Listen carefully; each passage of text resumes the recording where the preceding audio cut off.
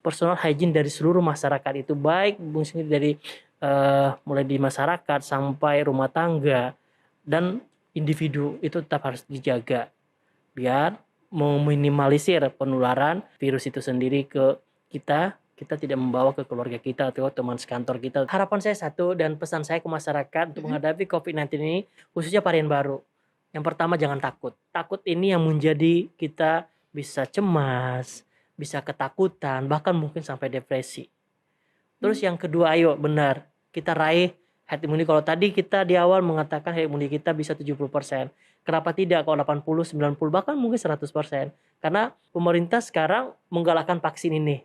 Harapan kita kalau terbentuk 90% mungkin kita nggak akan perlu takut lagi. Apalagi tahun depan harapan kita pandemi ini akan jadi endemik.